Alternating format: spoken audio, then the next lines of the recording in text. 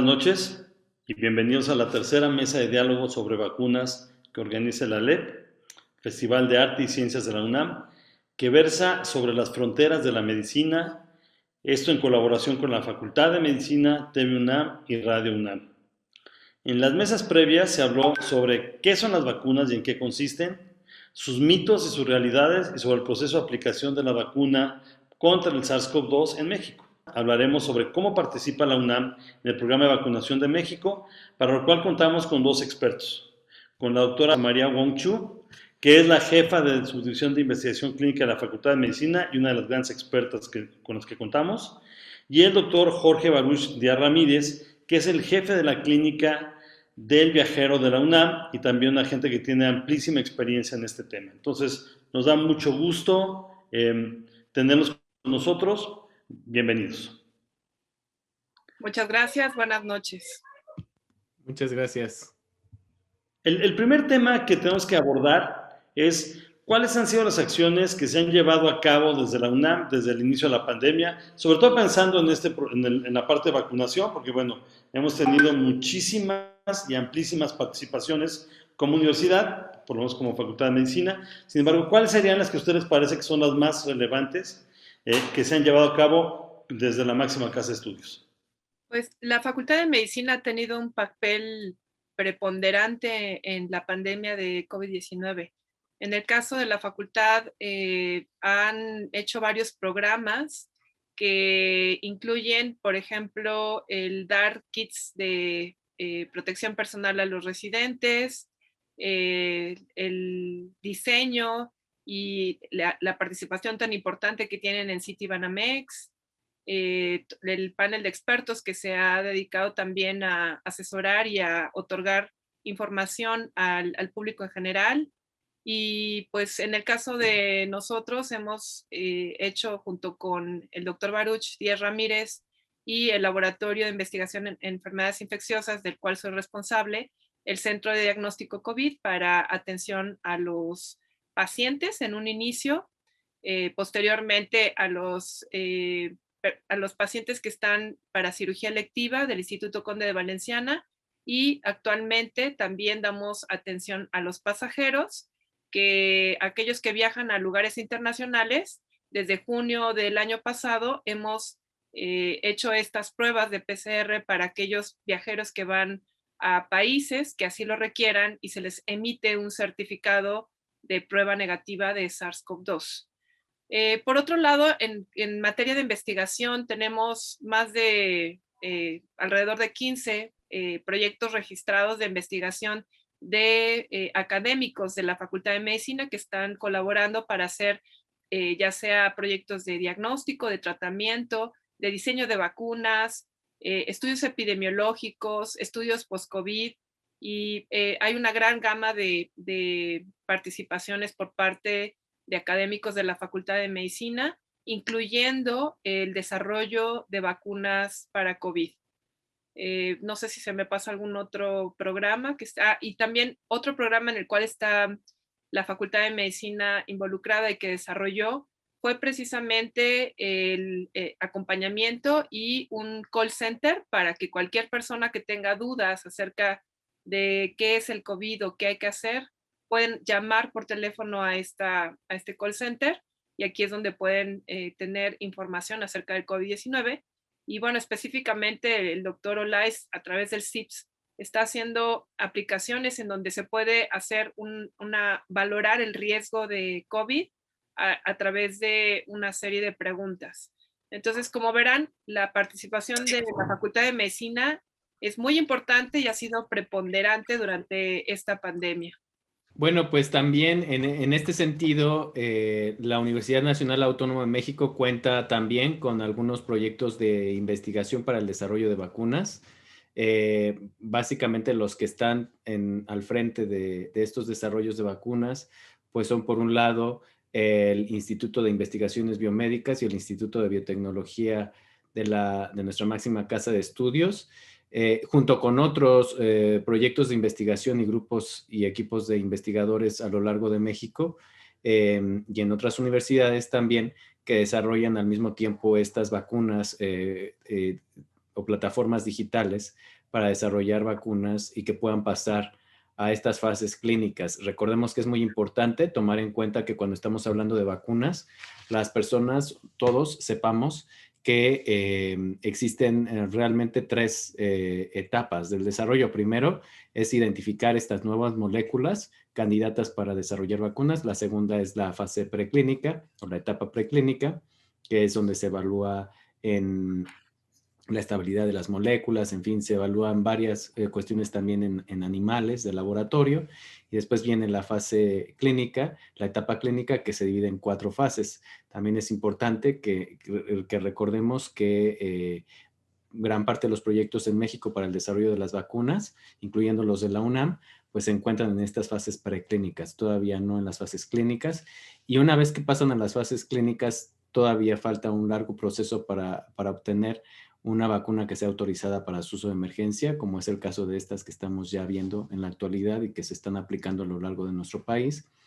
Y también es importante mencionar que las fases 4 de las vacunas siempre van a estar sucediendo mientras exista la vacuna disponible para su uso comercial y para su aplicación masiva, porque es la etapa, la fase 3, perdón, la fase 4 es la fase en la cual pues evaluamos los efectos adversos de las vacunas, damos seguimiento a qué efectos son los que nos generan de tipo indeseable, ¿no? Dolor de cabeza, malestar general, en fin, otros, pero también los efectos graves de las vacunas. Y por eso es importante en este sentido tomar en cuenta que todos debemos de comunicar estos efectos a través de las plataformas de informáticas para alimentar el sistema de salud y entonces que generemos datos que nos sirvan para mejorar las vacunas. Creo que ese es un grandes puntos.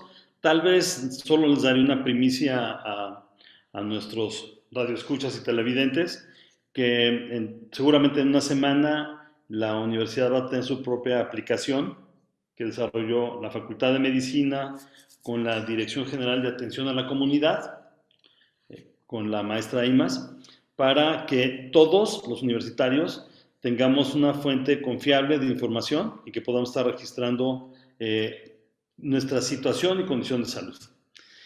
Ahora, ya que ya platicó el doctor Baruch Díaz sobre el tema de algo de las vacunas, ¿tenemos alguna colaboración entre la UNAM, la recepción de vacunas, el proceso de vacunación y este programa que inició, que yo sé que ustedes tienen mucho que ver con ellos, con el programa de brigadas de vacunación de la UNAM o en la UNAM?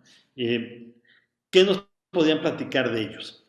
La Facultad de Medicina tiene un programa en el cual, por iniciativa de nuestro director, el doctor Germán Fajardo, se hizo una convocatoria para que diferentes voluntarios participaran en brigadas de vacunación. Si bien es cierto que todavía no tenemos vacunas disponibles y que todavía no sabemos en qué forma será la vacunación en nuestra universidad, se está haciendo ahorita una capacitación intensiva sobre qué es lo que deben de hacer estas brigadas de vacunación en cuanto al tipo de vacunas, cómo se hace la vacunación, qué efectos adversos hay que vigilar, qué hacer en caso de ciertos efectos adversos. Estas brigadas de vacunación se están ahorita, estos grupos que van a participar, se están capacitando en este momento para que en el momento que sea adecuado y necesario puedan participar en estas brigadas de vacunación cuando sea el momento para la universidad. Pues a mí me gustaría también comentar que pues en la Clínica de Atención Preventiva del Viajero de la UNAM, que se encuentra ubicada en la Terminal 2 del Aeropuerto Internacional de la Ciudad de México y que depende directamente de la Facultad de Medicina, nosotros contamos con una amplia experiencia en el tema de la vacunación, sobre todo en estrategias que van dirigidas hacia vacunación en adultos, en población de adultos jóvenes o adultos en general, ya que pues atendemos todos los requerimientos de tipo certificados internacionales de vacunación para poder traspasar o transferirse de una frontera sanitaria a otra. Y que gracias a esta gran experiencia que tenemos, hemos estado lanzando o cargando al sitio web de clinicadeviajero.unam.mx diferentes monografías compatibles con la población general, ¿no? Para que sean entendibles, con las preguntas más frecuentes que tienen los profesionales de la salud que se están vacunando en estos momentos y que nos han alimentado de estas preguntas frecuentes y ponerlas a disposición del público general, sobre todo para aquellos que tengan algunas dudas de qué vacunas se van a aplicar, cuáles son los componentes de las vacunas por vacuna, cuáles son las indicaciones, cuáles pudieran ser algunas contraindicaciones o si pertenecen a algún grupo específico de alguna enfermedad con la que cuenten o alguna situación como embarazo u otro tipo de situaciones médicas, puedan consultar estas fuentes confiables que les acerca pues estos desarrollos tecnológicos como son las vacunas nuevas de COVID-19 y la información más relevante al momento de tomar la decisión de irse a vacunar y contemplar este tipo de efectos que pudieran estar causándose después de vacunarse o incluso antes comentarles que son alérgicos a ciertas sustancias que serán importantes tomar en cuenta. Ese es un gran punto. En la UNAM tenemos y somos un gran aliado para la salud. Y tenemos una cantidad de estrategias, programas y actividades que son y que pueden ser benéficas para este tipo de programas como el de vacunación. La experiencia que tiene la Clínica de Atención Preventiva del Viajero es indiscutible uno de los puntos relevantes en este momento, ¿no? Cuando la población o en una parte de la población está yendo a otros países a vacunarse, idealmente podremos y tendremos la opción, esperemos, de vacunarlos en la clínica, que eso sería una gran ventaja a ciertos grupos poblacionales, sin perder la estrategia que ya tiene el gobierno federal. Y por otro lado, bueno, dar este tipo de servicios que son de alta especialidad y que conviene para todos. Otra pregunta que tenemos es, recientemente el Programa Universitario de Investigación en Salud, porque son los responsables de la parte COVID, enviaron una carta al subsecretario López-Gatell. ¿Nos podrían ustedes comentar o nos pueden decir su opinión sobre este tipo de misivas y la relevancia que tienen? Sí, muchas gracias. Este comunicado que mandó este comité de la universitario para la atención de COVID consiste en que hacen énfasis en la importancia de aplicar vacunas en la población en general. Y estando en un momento en el que la disponibilidad de vacunas no es muy amplia, ya que la mayoría de las vacunas están quedando en los países que las están produciendo, entonces ellos hacen la recomendación que se ponga una primera dosis a la mayor cantidad de población que sea posible, dejando una segunda dosis para un momento posterior. Entonces, pues si bien es cierto que esto puede ser una recomendación importante, puesto que una primera vacunación sí tiene algún efecto, hay que recordar que los estudios clínicos fase 3 tienen, pues ya tienen ciertas mediciones en cuanto al tiempo y cuánto tiempo se puede dejar entre una dosis y otra. Y aquí el único problema es que podríamos caer en un problema de disminución de la efectividad vacunal. Porque hay que recordar que con algunas vacunas, por ejemplo, la vacuna de Pfizer, de Moderna, de Astra, algunos dicen que tiene una efectividad vacunal del 50%. ¿Sí? Eso en los estudios fase 3. Habría que ver si esto ya aplicado a la población en general en una forma masiva, podríamos ver un efecto vacunal mucho más alto. Pero esto es algo que todavía no conocemos con certidumbre y que sí es un buen punto para poder desarrollar y para poder estudiar. Doctor Díaz. Bueno, en el caso de mi área de experiencia, que son las políticas de salud global, yo lo que comentaría es que tenemos que evaluarlo, este tipo de recomendaciones, desde dos puntos de vista. Primero, la parte de la manufactura, hay que tomarla en cuenta que conforme transcurren los meses de este año, se van a incrementar las posibilidades de manufacturar y de distribuir más cantidad de dosis incluso por semana. Recordemos que Pfizer acaba de anunciar que es una de las compañías que está fabricando esta vacuna de RNA mensajero, esta vacuna que fue la primera en aprobarse prácticamente en México y la primera en distribuirse especialmente para los profesionales de la salud, aunque también están contemplados para el resto de la población. Estará duplicando su capacidad en las primeras semanas de marzo. Incluso se habla de que su mejora en la calidad de los procesos de fabricación va a disminuir su tiempo de producción de estas dosis que contemplaba 110 días a menos de 60 días. Esto equivale prácticamente que lo puede disminuir a la mitad, con lo que va a estar en capacidad de aumentar su distribución a 13 millones de dosis semanales, ¿no? Desde lo que está normalmente distribuyendo, que son 5 millones. Entonces, esto también nos da la oportunidad de poder contemplar este tipo de aumentos en la capacidad de distribución con respecto a actualizar el Plan Nacional de Vacunación, obviamente contemplando a los 3 sectores de la población, y a eso es a lo que el segundo punto que me gustaría abordar de manera breve, que cualquier estrategia nacional de vacunación se debe de ser liderada por las autoridades del gobierno federal y local, pero también se deben de incluir y contemplar a tanto la sociedad civil organizada, que también es parte de ella la academia, y la comunidad de científicos en todo el mundo, incluyendo la comunidad de científicos en México, pero también está también contemplada dentro del sector de la población la iniciativa privada. Entonces, sí se puede llegar a consolidar un liderazgo y una gobernanza mucho más eficiente para poner de acuerdo a estos 3 sectores de la sociedad, bueno, vamos a poder implementar y actualizar este plan o esta estrategia nacional de vacunación conforme va avanzando la ciencia. Como ya lo dijo la doctora Wong, se van obteniendo cada vez más evidencias científicas que pudieran llegar a apoyar este tipo de recomendaciones o que en algunas vacunas se pudieran descartar.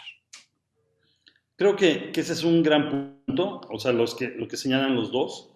O sea, estamos en una carrera contra el tiempo, en donde recientemente el Instituto Nacional de Referencia Epidemiológica señaló un nuevo linaje mexicano de una cepa que además tiene características semejantes a la inglesa y a la brasileña, lo cual siempre es de riesgo y es de tomarse en consideración, y ampliar la capacidad o el número de personas vacunadas en esta primera etapa sería importantísimo. O sea, la carrera es contra el virus y no solamente contra las vacunas, ¿no? Entonces, que la UNAM sea este tipo de motor para que favorezcamos y fomentemos el uso racional y masivo, hasta donde sea posible, de las vacunas, siempre es una ventaja. Y sobre este punto, creo que es un punto además muy importante, yo les preguntaría, bueno, ¿la vacunación es la solución a esta pandemia? ¿O existen algunos tratamientos que estén en desarrollo que complementen esta vacunación? ¿O dónde estamos? Doctora Wong. Bueno, yo creo que hay que estar muy conscientes que la vacunación nos puede ayudar, pero no es la solución total. Lo que hemos aprendido a lo largo de este tiempo de la pandemia es que es un virus al cual no conocíamos y que todos los días nos da nuevas sorpresas. Se han estado desarrollando anticuerpos monoclonales para pacientes que tienen enfermedad leve a moderada, se han estado desarrollando antivirales como el remdesivir, que cuando se utiliza con antiinflamatorios al parecer tiene un efecto para evitar la mortalidad. Hemos aprendido que la dexametasona, cuando se inicia en una fase inflamatoria, podemos disminuir importantemente la mortalidad. Entonces vamos aprendiendo varias cosas y varios aspectos en cuanto a tratamiento y prevención.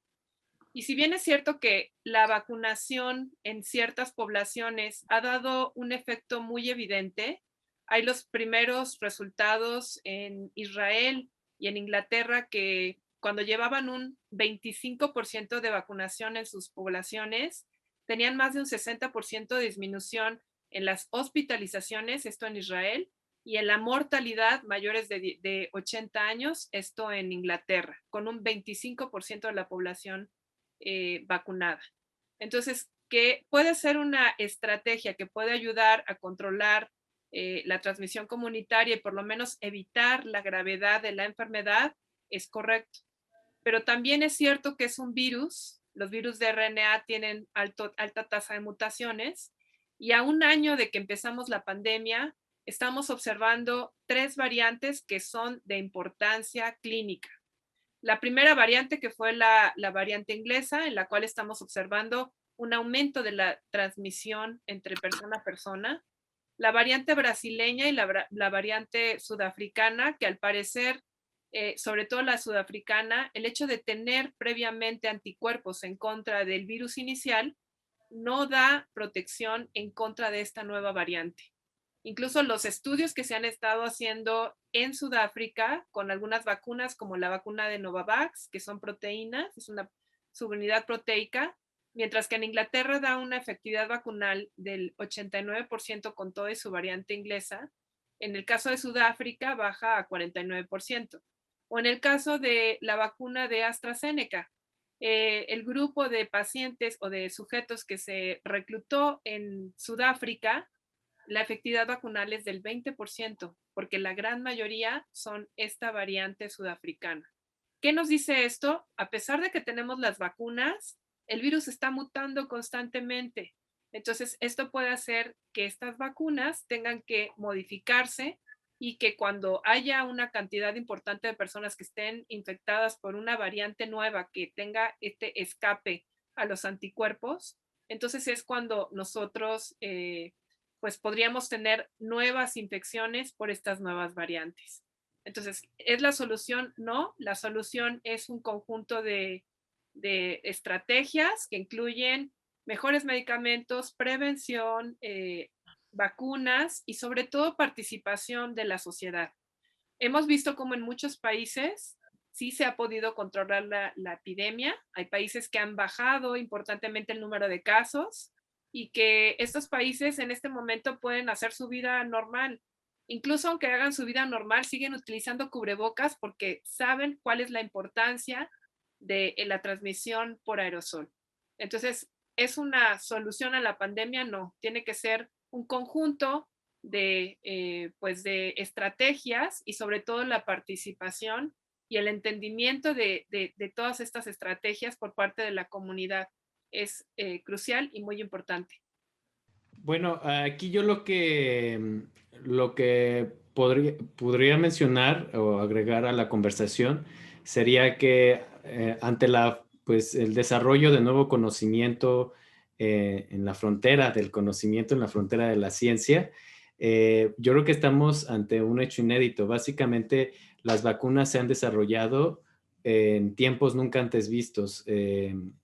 Básicamente, en menos de un año ya teníamos la primera vacuna autorizada para su uso de emergencia, una vez que se reportó el primer caso, ¿no? Que fue en diciembre del 2019, y para el 2 de diciembre del 2020 ya estaba la vacuna de RNA de Pfizer. Entonces, esto nos deja también muchas interrogantes y una de ellas yo creo que es esto precisamente, si va a ser la panacea, ¿no? Las vacunas van a ser la panacea y van a poder cortar la transmisión y no solamente disminuir la mortalidad. En este sentido, hay 3 interrogantes que se están evaluando en estos momentos a lo largo del mundo con respecto a las vacunas. Una es cómo normamos las cuarentenas en aquellos trabajadores de la salud que ya se están comenzando a vacunar en prácticamente gran parte del hemisferio norte del mundo y bueno, una gran parte también de algunos países en América Latina, en donde los viajes resultan ser esenciales por la misma logística de su movilidad, del personal sanitario para apoyar a otras regiones afectadas. Y si ya han sido vacunadas, si son candidatos o sujetos a cuarentenarse, en el caso de que hayan estado expuestos a una gran cantidad de pacientes o casos confirmados. Esta es una frontera del conocimiento. Se está evaluando la posibilidad de que sí cumplan una cuarentena en el caso de haber estado ya en una zona de alto riesgo a la llegada a a un lugar, porque pues recordemos que no todas las personas han sido vacunadas en una población. Apenas los profesionales de la salud se están vacunando y están completando esquemas, y todavía desconocemos si las vacunas van a ser capaces de cortar las cadenas de transmisión, de tal manera que no podemos descartar que estas personas viajeras que ya se están vacunando, como son los trabajadores de la salud, aunque sean viajes internos dentro del mismo país, puedan llegar a ser portadores del virus y transmitirlo a otras que pueden ser vulnerables para el desarrollo de complicaciones. Ahora, también está esta frontera del conocimiento en cuanto si van a servir o no con las nuevas variantes que ya comentaba la doctora Wong. Pues hasta el momento también se está viendo cómo es que se va a regular la actualización de estas vacunas ante las nuevas variantes, porque ya hay algunas plataformas tecnológicas que así lo permiten. Por ejemplo, las vacunas hechas de RNA se pueden actualizar con mayor facilidad. Y entonces, ¿qué va a pasar una vez que saquen para su distribución masiva esta actualización a modo de refuerzo? Si van a tener que pasar otra vez la misma autorización, o si ya se pueden comenzar a distribuir y aplicar sin necesidad de volver a aplicar para una autorización sanitaria. Eso también se está viendo y creo que es un tema muy importante en tomar en cuenta. Y la otra también que tiene que ver con la frontera de la ciencia y el conocimiento en torno a las vacunas es algunos países están solicitando pruebas no solamente de detección de antígenos para viajar, sino también de PCRs, pero también, sobre todo China, está solicitando pruebas rápidas o pruebas que sean capaces de detectar anticuerpos como parte de la normativa para poder entrar. De tal manera que tú te tienes que hacer una prueba de sangre para detectar si ya desarrollaste anticuerpos o no contra el virus, contra el SARS-CoV-2, y demostrar que eres negativo. Y se está comenzando a ver precisamente, ya hay los primeros reportes, que algunas personas que han recibido algunas vacunas comienzan a dar positivos sin necesidad de haberse contagiado y desarrollado COVID, sino es por el mismo proceso de formación de anticuerpos que genera nuestro cuerpo una vez que somos vacunados.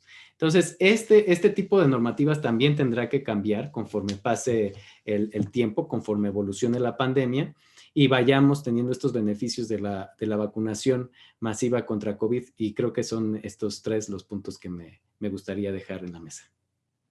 Muchas gracias, doctor. Yo aprovecharía para hacer primero un comercial, ¿no? Que eso es importantísimo. La Clínica de Atención Preventiva al Viajero tiene un área específica en el Aeropuerto Internacional de la Ciudad de México para hacer estas pruebas. Entonces, todo el que quiera ir y ser tratado como universitario, o sea, como uno se merece, pues será bienvenido. Estamos frente a la puerta 3 en el anexo que lleva a uno de los hoteles de por ahí. A un lado estamos nosotros para atenderlos a los universitarios como se merecen. Hay dos consideraciones más muy rápidas en este tema. Uno es lo que ya mencionaban tanto el doctor Baruch Díaz Ramírez como la doctora Wong, en el sentido de la portentosa velocidad con la que se desarrollan las vacunas. Y no solamente una, sino varias vacunas. Esto al principio para los viejos epidemiólogos, o sea yo, era un proceso muy complicado de entender, y no solamente de entender, porque estamos acostumbrados a que la vacuna se desarrolle en 10 años, no en uno. Ya una vez que vimos que las vacunas sí son eficaces y sí son seguras, habla muy mal de la industria farmacéutica. O sea, deberíamos desarrollar las vacunas con la misma premura e intensidad con la que está desarrollando esto. Se entiende que este es un caso de una pandemia, pero igual se puede haber hecho con cualquier otra, ¿no? Entonces, no hay justificación. Otro punto, y bien lo señalaba la doctora Wong, es que el uso de vacunas diversas, y eso lo acabamos de tener en un seminario también de la universidad, existe el riesgo que puedan promover la selección de cepas riesgosas, que sean menos susceptibles a la vacuna, y eso implica la necesidad de ser rápidos y ser eficientes en la vacuna. Entonces, lo dejaríamos como una duda y como una señal de peligro para las siguientes sesiones o las que tengamos después con ustedes. Yo pasaría entonces a una de las últimas preguntas que tengo para el panel. Aprovechando su experiencia, que es amplia, ya lo sabemos. ¿cuáles son las recomendaciones que dejaríamos para nuestro público? ¿Qué mensaje les gustaría dejarles como parte de esta sesión, de este seminario? Doctora Wong. Sí, gracias, doctor Olais. Pues yo creo que uno de los mensajes más importantes para el público general acerca de las vacunas COVID es que la mejor vacuna es la que se aplica. Sí, porque me han hecho muchas preguntas sobre cuál es la mejor, cuál se pondrían, cuál funciona más, cuál funciona menos. Yo creo que todas tienen una característica que es que cumplen con esta recomendación por parte de la Organización Mundial de la Salud de que tienen que tener una eficacia vacunal por arriba del 50%. Si ustedes observan todos los demás, las vacunas que son punteras, que fueron las primeras que se desarrollaron, son las vacunas de RNA mensajero con una eficacia vacunal de 94 y 95%. Y de ahí hacia abajo tenemos otras vacunas de diferentes plataformas, que son las de vectores virales, que son las de virus inactivados, o que son proteínas que tienen adyuvante. Todas estas vacunas han tenido una relevancia importante porque tienen más del 60% de la efectividad vacunal, de la eficacia vacunal, perdón, y entonces lo importante es que se apliquen la vacuna porque esto lo que ha demostrado es que evita, no tanto evita la enfermedad, sino que evita la enfermedad grave y evita los casos graves de COVID. Entonces, si bien es cierto que la vacuna produce anticuerpos y nos protege, no protege al 100%. Entonces, es importante que la gente, a pesar de que se vacune, siga todavía utilizando el cubrebocas, evite las reuniones familiares, siga utilizando el alcohol gel para lavarse las manos, puesto que seguimos teniendo una alta tasa de transmisión comunitaria. Entonces, si bien es cierto que las vacunas son muy buenas, nos pueden evitar infecciones graves, pues la mejor vacuna es la que tengamos nosotros disponible y la mejor vacuna es la que se aplica. Ahora, hay que tener también la seguridad de que estas vacunas que se están aplicando en México, todas ya pasaron por varias agencias regulatorias que ya verificaron que son seguras y que son efectivas y que se pueden poner en la población. Entonces, pónganse las vacunas, pues entre mayor cantidad de personas estén vacunadas y cuando lleguemos a un 70%, pues probablemente podamos lograr esta inmunidad que evite o que disminuya la transmisión comunitaria. Gracias, doctora. Ahí ni modo, me brinca el epidemiólogo que llevo dentro. O sea, no podemos tener una certeza todavía de cuál será el nivel donde vamos a tener este tipo de protección comunitaria, de rebaño, como se le quiera decir. La verdad es que comunitaria suena menos feo, pero bueno, creo que sería un punto importante. En algunos casos, como nos pasa, el mejor ejemplo que tenemos es sarampión, estamos llegando al 95% para tener este tipo de protección como comunidad. Antes de pasarle la palabra al doctor Baruch Díaz, un poquito preguntarle más a usted sobre este tema, para preguntar, ¿usted cree que con 70% nos alcance? ¿Cómo ve? Porque es un virus que pues, se ha portado muy mal con nosotros, ¿no? En general, o sea, ha maltratado a la humanidad como ha querido y creo que va a seguirlo haciendo. Digo, no es que tenga voluntad, porque pues, es un virus, pero no nos ha ido nada bien con él. Sí, así es, doctor. Yo creo que esta pregunta sería mucho más fácil, bueno, más bien usted es el experto en esta cuestión epidemiológica, pero de acuerdo a la tasa de transmisión del virus, estos modelajes matemáticos dicen que con un 70%, específicamente con este virus, el de SARS-CoV-2, podríamos alcanzar una inmunidad de rebaño que entonces sí permita evitar esta transmisión. Tendríamos que verificarlo y tendríamos que verlo en la vida real, ya que pasa con la vacunación. Y además con varios otros puntos, como sería esta emergencia de variantes, ¿no? Que puede ser que incremente otra vez esta transmisión. Pero bueno, en teoría, los primeros análisis y los primeros modelajes dicen que con un 70% podría ser suficiente. Pero a ver, doctor Olais. Gracias, doctora, por regresármela. No, ciertamente esa es una posibilidad, esperemos que sí. Lo que ya señalaba usted de los resultados que ha publicado Israel hasta ahorita son extremadamente alentadores. Ojalá se mantenga en ese nivel la protección. O sea, creo que nos daría una muy buena señal de que vamos por buen camino con este tipo de vacunas. Creo que sería lo mejor que podría pasar. Entonces, le cedería entonces el micrófono al doctor Baruch Díaz para hacerte la misma pregunta, ¿no? ¿Cuáles son tus recomendaciones para el público y qué mensaje te gustaría dejar? Bueno, en primer lugar, yo creo que el mensaje más importante que las personas debemos comprender y entender es que las vacunas son seguras. Son seguras y efectivas para combatir la enfermedad de COVID-19. Todas aquellas que se han autorizado y se aplican de manera regular, o sea, por los canales que maneja el gobierno, por los canales institucionales, son seguras. Entonces, si somos convocados o pertenecemos a estos grupos que ya se están comenzando a vacunar, entonces debemos de no pensarlo dos veces, ni una, debemos de acudir para poder recibir la protección que nos confieren estas vacunas. Y ahí va la segunda recomendación.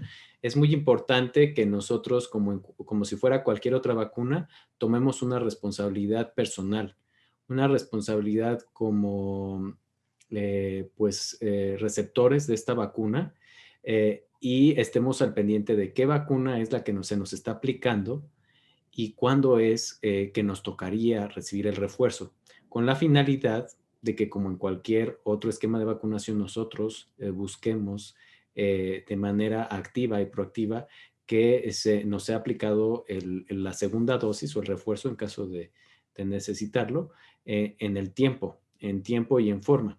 Ahora, esto me lleva a que pues todos los que se están vacunando reciben un comprobante de vacunación, y esto es muy importante que sea, pues que le tomen foto, que lo guarden en un lugar seguro en donde puede estar accesible en todo momento para poder contar con la información precisa de cuándo y con qué vacuna fuimos vacunados, ¿no? Por último mensaje, yo les pediría que esta situación de la infodemia causa pues un flujo constante y masivo de información que no pasa por ningún filtro, básicamente.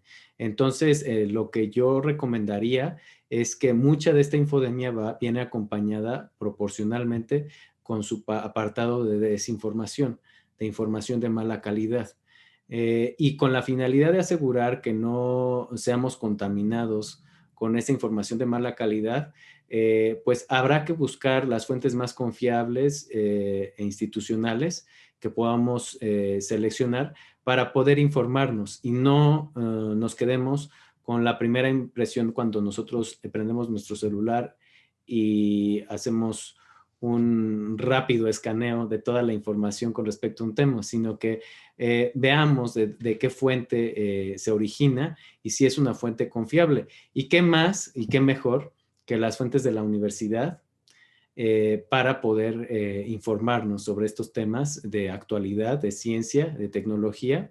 Entonces yo también recomendaría a la población general y bueno, también a todos los universitarios a que aprendamos a consultar estos canales institucionales, estos canales formales con los que cuenta la universidad para poder disminuir esta epidemia, pero de desinformación, y poderla combatir pues al momento de estarla compartiendo, ¿no? Entre más se viralice esta información de calidad, pues va a ser mejor para todos. Muchas gracias, y bien dicho. Los dos señalan un punto que es importantísimo, ¿no? La mejor vacuna es la que nos pongan. Ciertamente en estos momentos la que esté disponible ya pasó por los filtros tanto de las agencias regulatorias internacionales como de la mexicana. nos dan un nivel de seguridad mucho mayor a pensar que la enfermedad va a ser nuestra mejor protección. O sea, sabemos que una enorme proporción de la población que padece la enfermedad va a tener problemas residuales, secuelas, que pueden durar un tiempo muy prolongado. Entonces, no es un problema menor. También ya lo señalaba la doctora Wong, el equipo de protección personal. Aunque uno esté vacunado, tiene que seguir utilizándolo el tiempo que sea requerido durante la epidemia. ¿Por qué? Porque podemos seguir transmitiendo, podemos seguir enfermando. La vacuna no está hecha para quitarnos la enfermedad, está hecha para quitarnos los casos graves y la mortalidad. Entonces creo que esos son dos puntos que hay que ser muy claros y señalarlos siempre. Les pediría entonces a ambos si tuvieran unas palabras de cierre para finalizar con este seminario, y empezaría, por supuesto, como siempre, con las damas. Doctora Wong. Gracias, doctor Olais. Claro que sí, con mucho gusto. Bueno, pues lo que yo quisiera nuevamente recalcar a la población en general es, tenemos una gran variedad de vacunas, tenemos una gran cantidad de científicos alrededor del mundo desarrollando cada vez más vacunas. Hay alrededor de 160 vacunas en fase preclínica y alrededor de otras 60 en fase clínica. Muchas de estas ya terminaron fase 3 o siguen con fase 3 para seguir aprendiendo acerca de estas vacunas. Hay tantas interrogantes que tenemos acerca de las vacunas que por eso vamos a seguir escuchando diferente información acerca de estas. Como decía bien el doctor Díaz, es importante estar informados acerca de los detalles de cada una de estas, tener confianza que estas vacunas que nos están aplicando son seguras, son eficaces, que en un futuro vamos a tener una cantidad mucho mayor de vacunas, ya que se están desarrollando una gran cantidad de vacunas alrededor del mundo. Y bueno, en este momento es esta carrera por tratar de controlar esta epidemia y esta gran cantidad de casos en todo el mundo y en cada uno de nuestros países. Entonces, un mensaje importante es, si tienen la oportunidad de vacunarse, si están dentro de estos grupos a los que van vacunando conforme al esquema de vacunación nacional, acudan a ponerse la vacuna, no tengan pues algún tipo de miedo o crean que estas vacunas pudieran no estar bien hechas o que puedan causar algún tipo de reacción adversa, severa. Sí hay, obviamente con todas las vacunas siempre hay efectos adversos, pero es mayor el beneficio que lo que pudiera pasar con COVID-19. En ese momento hay muchos casos en personas jóvenes con infecciones graves y severas y personas que están falleciendo por la enfermedad, aún sin factores de riesgo. Entonces, no sabemos si esta enfermedad nos pueda dar una enfermedad leve, asintomática o grave. Entonces, no se la jueguen. Si tienen una forma de poderlo evitar, pues aplíquense la vacuna. Ese sería mi punto final. Gracias. Muchas gracias, doctora. Más claro no se puede.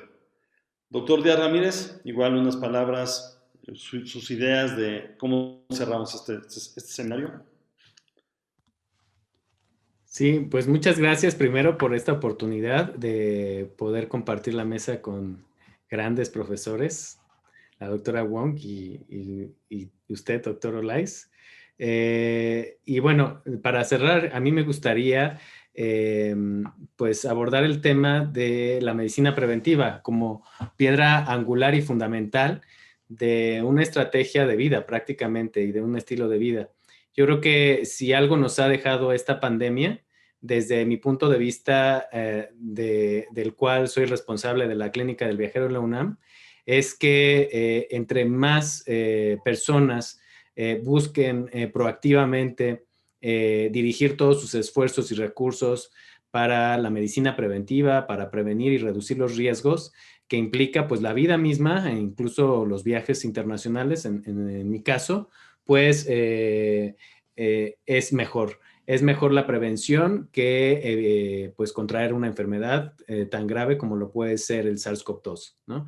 Entonces, yo creo que el primer mensaje es esto, aumentar la conciencia en la cultura de la prevención. En mi caso, bueno, pues será para los viajeros internacionales, pero en general esto aplica para toda la población. Sabemos, por ejemplo, para darles un ejemplo de la vida real, es que en una encuesta, en un estudio tipo encuesta hecha en las salas de última espera del Aeropuerto Internacional de la Ciudad de México, detectamos que solamente el 10% de los viajeros que se encontraban a punto de abordar un avión habían solicitado alguna recomendación médica antes de su viaje internacional. Y esto es alarmante porque pues está comprobado que alrededor de que el riesgo de contraer una enfermedad si uno acude previamente a una cita, una consulta de medicina preventiva, disminuye en alrededor del 78%, ¿no? Entonces esto es algo muy importante. Otro dato interesante que apoya pues este cambio en la mentalidad que tiene que ser parte de esta nueva normalidad y que parece ser que no queda claro cómo es que se está abordando por parte del sistema de salud mexicano, es el hecho de que necesitamos actualizar y mantenernos muy al pendiente de nuestros esquemas de vacunación. Por decirles otro ejemplo, en la clínica del viajero, siempre atendemos y recibimos a los estudiantes extranjeros que vienen a nuestro país y que estaban antes de la pandemia visitando nuestro campus universitario. Ya vendrán otra vez esos tiempos. Y solamente el 10% había actualizado su esquema de vacunación antes de venir a México. Y eso pues es muy alarmante porque pues aquí antes de viajar tenemos que actualizar nuestros esquemas de vacunación si es que nos vamos a quedar mucho tiempo en el extranjero y sobre todo si vamos a convivir con las comunidades locales. Entonces, yo creo que ese sería el mensaje central. Creo que esta pandemia nos ha enseñado mucho en cuanto a prevención. Prevención es usar el cubreboca todo el tiempo en un espacio público de manera masiva, tiene un impacto mejor. Prevención es desinfectarse las manos constantemente, siempre que estamos ocupando el espacio público y a nuestra llegada a nuestro domicilio habitual o a nuestro trabajo. Prevención es vacunarnos cuando nos toque en esta batalla contra la COVID. Prevención es evitar acudir a fiestas, disminuir la interacción social. Prevención es evitar acudir a lugares cerrados, espacios poco ventilados. Entonces, ese sería mi mensaje. Nos voy a hacer una pregunta rapidísima a los dos, porque además es un tema bien importante para la universidad. Desarrollo de vacunas en México. ¿Todavía vale la pena hacer una vacuna contra COVID o no? Sí, definitivamente creo que el desarrollo tecnológico en nuestro país es muy importante. Tenemos varios desarrollos tecnológicos y tenemos una vacuna puntera que ya está empezando o está a punto de empezar las fases clínicas. Va a empezar una fase 1 dentro de muy poco tiempo. ¿Por qué es importante tener una vacuna mexicana? Pues de esta forma podemos nosotros producir nuestra propia vacuna, podemos competir contra otros países y pues tenemos la capacidad para desarrollo tecnológico, para desarrollo nacional y para producir nuestra propia vacuna y aplicarla en forma pues permanente a nuestra población. Como bien ya mencionamos, hay muchas posibilidades de que este virus esté mutando y por lo tanto haya una necesidad de estar cambiando constantemente las vacunas, las formulaciones y aplicarla en forma de refuerzos o en forma permanente, así como pasó con la influenza, ¿no? De que en el caso de la influenza, las vacunaciones son anuales porque es un virus que tiene 8 segmentos y tiene una alta tasa de mutación. Y en el caso de la vacuna de SARS-CoV-2 todavía no lo sabemos, pero sí es posible que tengamos que seguirnos vacunando durante un largo tiempo. Por lo tanto, es muy importante hacer estos desarrollos tecnológicos en nuestro país. Muchas gracias, doctora. Doctor Díaz Ramírez, igual rapidísimo, por favor. Bueno, yo lo que les diría es que sí, por supuesto, hay que invertir en el desarrollo de plataformas tecnológicas y esta es una oportunidad de oro para nuestro país y incluso para el mundo. El hecho de desarrollar esta tecnología para poder crear nuevas vacunas contra COVID, va a dejar un legado. Y este legado es en el cual también debemos de estar pensando. ¿Qué legado vamos a dejar después de esta crisis sanitaria?